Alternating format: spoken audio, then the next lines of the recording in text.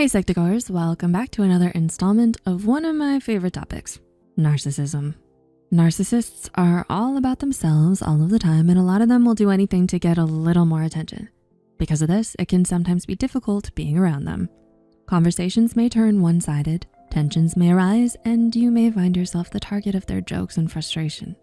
So if you don't know what to do when you're spending time with a narcissist, here are 5 things you can try. Number 1. Compliment the narcissist sincerely. Narcissists often believe that they are special. The way they think and do things are second to none. So a way to keep them in a good mood is by inflating that superior feeling. But to do so, you have to be sincere. You can play it up a smidge, but it can't be totally fake. Dr. Grande, a PhD in counselor education and supervision, explains in his video that there are different types of narcissism. Compliments help when you're with someone who presents as a grandiose narcissist. Number 2, don't owe them favors. When someone does something for you, as a courtesy, you usually owe them back a favor. If you're low on money, your friend might pick up the bill for lunch, but the next time you both grab a coffee, you may pay as a thank you for before. Narcissists see this as an opportunity to use this kind gesture against you. How do you stop this from happening? Take favors off the table. Let's say you need someone to pet sit while you're away. If possible, avoid asking the narcissist.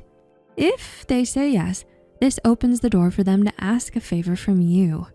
If it's off the table, they have nothing to hold over your head. Number 3, keep your cool. Narcissists love attention. One way they can get their attention is by saying and doing things that are pretty out there. This could be wearing really loud clothes, saying something really rude, or making a scene in public all for attention. But what if you don't give them that attention? Dr. Grande explains that keeping calm and taking that attention from them can help curb their behavior, or at least for that moment. So if the narcissist is doing things to get a reaction out of you, whether it's to get you to yell, cry, or storm off, remember to stay calm. Nod and say, okay. This can help to de-escalate the situation. Number 4, be on their side when they're upset. When narcissists are upset, it's very possible that they take it out on anyone who stands in their way, whether they deserve it or not. Since the Harry Potter's invisible cloak doesn't exist, you can try to get on their side to avoid another blowout.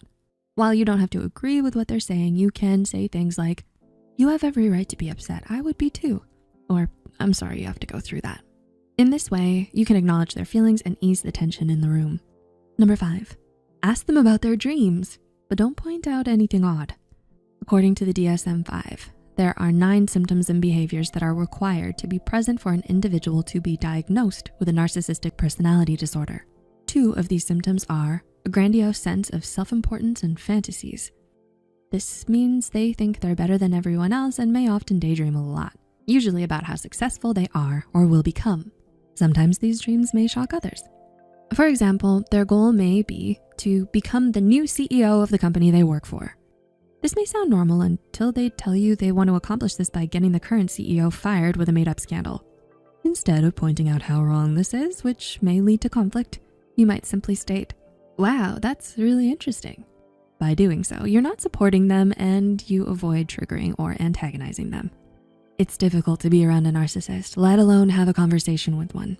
Hopefully these suggestions help ease the tension and decrease the number of fights.